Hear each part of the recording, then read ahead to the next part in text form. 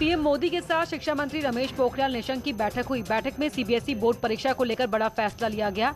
इस बैठक में 10वीं की सीबीएसई बोर्ड परीक्षा रद्द करने का फैसला लिया गया है, जबकि सीबीएसई ने 12वीं की बोर्ड परीक्षा स्थगित की है। खबर है कि 1 जून को समीक्षा के बाद 12वीं की बोर्ड परीक्षा पर फैसला होगा। सरकार के मुताबिक छात्रों को उसकी जानकारी 15 दिन पहले दी जाएगी, ताकि छात्रों को तैयारी करने का मौका मिल सके।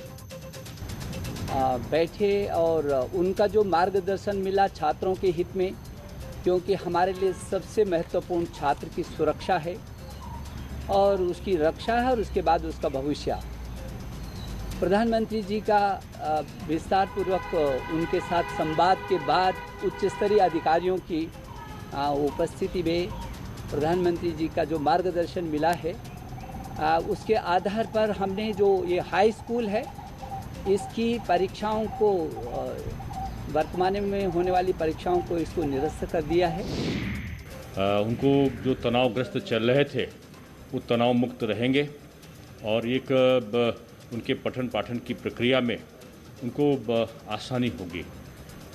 हाई स्कूल की परीक्षाओं को रद्द किया गया है और इंटरमीडिएट की जो परीक्षाएं हैं उन इंटरमीडिएट की परीक्षाओं को स्थगित किया गया है। मैं यही कहूँगा कि बच्चों को अपनी तैयारी, इंटरमीडिएट के बच्चों को तैयारी जारी रखनी चाहिए, जिससे कि उनकी शिक्षण में पठन पाठन में कोई व्यवधान न पड़ सके। सीबीएसई बोर्ड परीक्षा को लेकर सरकार के बड़े फैसले के बाद न्यूज 18 ने कानपुर में छात्रों सरकार के फैसले पर बात की। सरकार ने 10वीं की सीबीएसई बोर्ड परीक्षा रद्द करने का फैसला लिया है, जबकि सीबीएसई ने 12वीं की बोर्ड परीक्षा स्थगित की है। मेरी 10th क्लास की परीक्षाएं थी और मेरी तैयारी बहुत अच्छी थी, बट अभी कोरोना के चलते जो परीक्षाएं निरस्त हो गई है उसके वजह से सही है, मतलब कोरोना ज़्यादा फैल रहा है, इसमें को एग्ज़ाम देने जाना सेफ भी नहीं है ज़्यादा। एग्ज़ाम देने जाना सेफ नहीं है। ये बताइए कि जिस तरीके से ऑनलाइन परीक्षाएं आप पढ़ाई की साल भर, इसके बाद परीक्षा का नंबर आया था और परीक्षा रद्द कर दी गई है, तो कैसा लग रहा है आपको? मुझे सही लग रहा था, मेरी पूरी प्रिपरेशन थी, बट जब अब नहीं ले रहे एग्ज़ाम्स तो मुझे ज़्यादा सही नहीं लग रहा, क्योंकि पूरे साल में जैसे पढ़ाया उसके हिसाब से हमारी पूरी प्रिपरेशन थी, तो हम लोग ऑफलाइन पेपर दे सकते थे, लेकिन अब उन्होंने उसको बंद करवा दिया है। यूपी में कोरोना तेजी से फैल रहा है। कोरोना की रफ्तार इस बार पहले से बहुत ज्यादा है। इस बार कोरोना की चपेट में सीएम योगी भी आ गए हैं। सीएम योगी ने सेल्फ आइसोलेट कर लिया है। इस दौरान सीएम अपने सभी कार्यक्रम वर्चुअली कर रहे हैं। इसके साथ ही सीएम योगी ने लोगों से अपील की है कि जो भी लोग उनके संपर्क में आए हों सभी लोग खुद को आइसोलेट करें और कोरोना जांच भी कराएं। सीएम योगी ने ट्वीट कर लिखा, शुरुआती लक्षण दिखने पर मैंने कोविड की जांच कराई और मेरी रिपोर्ट पॉजिटिव आई है। मैं सेल्फ आइसोलेशन में हूं और चिकित्सकों के परामर्श का पूर्णतः पालन कर रहा हूं। सभी कार्य वर्चुअली संपादित कर रहा हूं। लखनऊ में कोरोना कहर बरपा रहा है। एसपी अध्यक्ष अखिलेश यादव भी कोरोना की चपेट में आ गए हैं। इस बात की जानकारी उन्होंने ट्वीट कर दी। अखिलेश ने ट्वीट कर लिखा है, अभी मेरी कोरोना टेस्ट की रिपोर्ट पॉजिटिव आई है। मैंने अपने आप को सबसे अलग कर लिया है और घर पर ही उपचार शुरू हो गया है। पिछले कुछ दिनों में जो लोग मेरे संपर्क में आए हैं उन सबसे विनम्र आग्रह है कि वो भी जांच करा ले। उन सभी से कुछ दिनों तक आइसोलेशन में रहने की विनती भी की है। मायावती ने डॉक्टर भीमराव अंबेडकर जयंती के मौके पर लखनऊ में एक प्रेस कॉन्फ्रेंस की। इस मौके पर उन्होंने बाबा साहेब को नमन किया और बीएसपी कार्यकर्ताओं से सादगी के साथ कार्यक्रम करने की अपील की। इस मौके पर केंद्र सरकार का आभार जताया। कोरोना संक्रमण के बीच केंद्र सरकार ने टीकोत्सव मनाने का फैसला लिया है। ऐसे में मायावती ने कोरोना संक्रमण को देखते हुए केंद्र सरकार और राज्य सरकारों से मांग की है कि सभी राज्यों में गरीबों के लिए कोरोना वैक्सीन फ्री होनी चाहिए।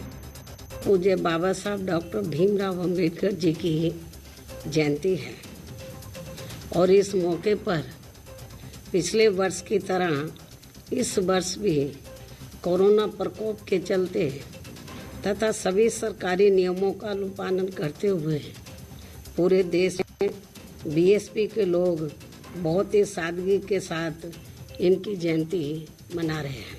केंद्र सरकार ने कोरोना वैक्सीन लगाने को लेकर जो इसे आज तक अर्थात 14 अप्रैल तक उत्सव के रूप में मनाने का विशेष अभियान चलाया हुआ है, ये अच्छी बात है। संभल के थाना नखासा के हुसैनी रोड पर दीवार गिरने से 3 मजदूरों की मलबे में दबकर मौत हो गई। बताया जा रहा है कि मजदूर मकान की दीवार पर पानी से तराई कर रहे थे, तभी अचानक हादसा हुआ। 2 मजदूरों की मौत मौके पर ही हो गई, जबकि एक घायल मजदूर की इलाज के दौरान मौत हुई। वहीं पुलिस ने प्लॉट मालिक के खिलाफ केस दर्ज कर लिया है। अभी तो प्रारंभिक तौर पे यही कहा जा सकता है कि एक दुखद घटना घटित हुई है। दीवार का निर्माण और प्लास्टरिंग कर रहे थे और वो दीवार जो है उनके ऊपर गिर गई है, जिसमें से एक व्यक्ति को भेजा गया है मुरादाबाद, रेफर किया गया है यहाँ से, और दो की मृत्यु हो चुकी है और वो यहाँ जिला चिकित्सालय में है।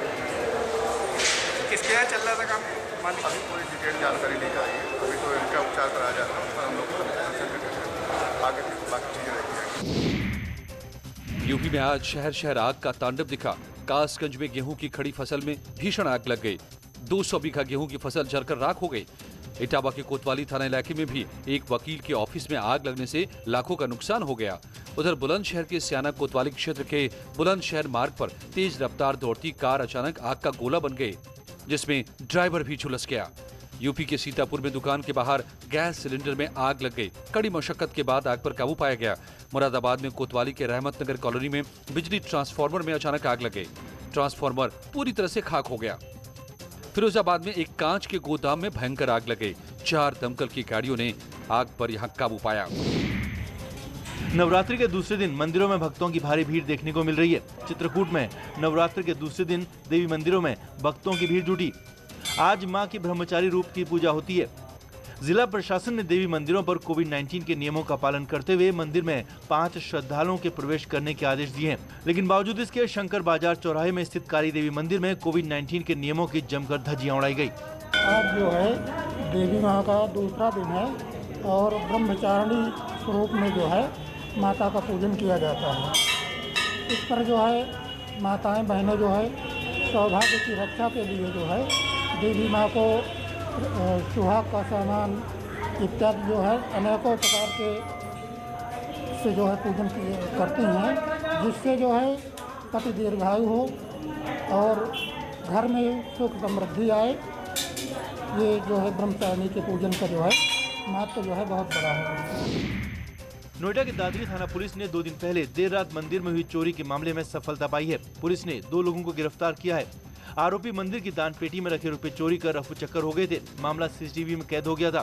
पुलिस ने जब इनसे पूछताछ की तो पता चला कि आरोपी पहले भी कई चोरी की घटनाओं को अंजाम दे चुके हैं।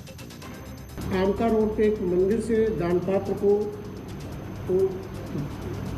तोड़ लिया गया। तोड़ करके पूरे दान पात्र सहित उसकी चोरी कर ली गई। सीसीटीवी कैमरे में ये घटना कैद हुई। ले जाते हुए दोनों चोर सीसीटीवी में कैद हुए। इसके आधार पर एक टीम का गठन किया गया। टीम ने इन दोनों लड़कों की पहचान की। इसमें से एक सौरभ और दूसरा बाल अपचारी है। सौरभ को गिरफ्तार किया गया है। बाल अपचारी को बाल संरक्षण अधिकारी के द्वारा कब्जे में लिया गया है। इनके पास से दान पात्र से चोरी किए गए सभी रुपए बरामद किए गए हैं। अमेठी में पुलिस को बड़ी कामयाबी मिली है। अमेठी में अवैध असलहों की फैक्ट्री का पुलिस ने भंडाफोड़ किया है। पुलिस ने भारी मात्रा में यहां से अवैध असलहे भी बरामद किए हैं। पुलिस ने एक आरोपी को गिरफ्तार किया है। मामला फुर्सतगंज थाना क्षेत्र के भदैया महमूदपुर का है। तमंचा बनाने का सामान और 7 बने हुए तमंचे, इसमें जो है वहाँ पर 6 ट्रिगर, 6 हैमर, 5 अदद स्प्रिंग, 7 लोहे की छेनियाँ, पलास, लोहा काटने की कैंची और भी तमाम सामान जैसे हथौड़ा और तमंचा बनाने के लिए लोहा, ये सारी चीज़ों की बरामदगी हुई। ये एक अच्छी सफलता मिली है पुलिस को। इस क्रम में ये अभियान जारी रहेगा। अवैध मदिरा और अवैध अस्त्र बनाने वालों के पीछे हमारी अभिसूचना संकलन की सारी टीमें लगी हुई हैं। फिरोजाबाद में पुलिस को बड़ी कामयाबी मिली है। व्यापारियों से नकदी और बही खाते लूट मामले में पुलिस ने 3 कुख्यात अपराधियों को मुठभेड़ में गिरफ्तार कर लिया। इनके कब्जे से लूटा हुआ रुपया, अवैध असला भी बरामद हुआ है। पुलिस ने तीनों अपराधियों को जेल भेज दिया है। मामला फिरोजाबाद में थाना मटसेना का है। ये फिरोजाबाद पुलिस को बहुत बड़ी कामयाबी मिली है। हमने पुलिस मुठभेड़ में 3 कुख्यात लुटेरों को गिरफ्तार करने में सफलता पाई है। इन कुख्यात लुटेरा गैंग का सरगना राहुल यादव और टोटा बहुत ही शातिर किस्म का अपराधी है। इसके खिलाफ करीब 2 दर्जन लूट और अपहरण के मुकदमे दर्ज पाए गए हैं। इसी प्रकार से सोनू यादव और रिंकू यादव इसके गैंग में शामिल हैं। जंत्री यादव और उपेंद्र यादव ये दोनों फरार हैं। कुल 5 लोगों का ये बहुत ही शातिर और कुख्यात गैंग है। झांसी में शराब बांटने को लेकर एक गांव में दो प्रत्याशी के समर्थकों के बीच जमकर हंगामा हो गया। गांव की महिलाओं ने शराब बांट रहे प्रत्याशी की जमकर पिटाई की। मामला टहरौली थाना इलाके की है, जहां जिला पंचायत सदस्य के चुनाव में एक प्रत्याशी के समर्थकों को गांव में शराब बांटना महंगा पड़ गया। वोट के बदले शराब की बोतल देने का लालच देकर बांटी जा रही शराब की सैकड़ों बोतलों को ग्रामीणों ने पकड़ लिया। इसी दौरान महिलाओं ने शराब बांटने वाले की जमकर पिटाई कर दी।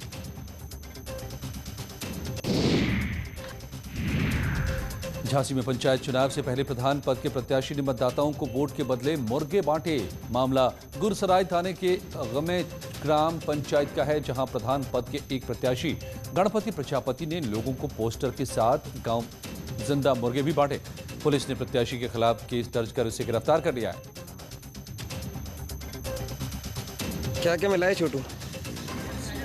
किसने दिए हैं? अच्छा, सबको दे रहे हैं। और निकालो उस पैकेट में से क्या है? नीचे वाले में सिमई है। क्या बोल के दिया ने तुमसे? किसको? कौन से को वोट देना? चश्मे को वोट देना है, आपसे बोला है। ये सामान दिया खाने का। लौटते हैं कुछ ही पलों।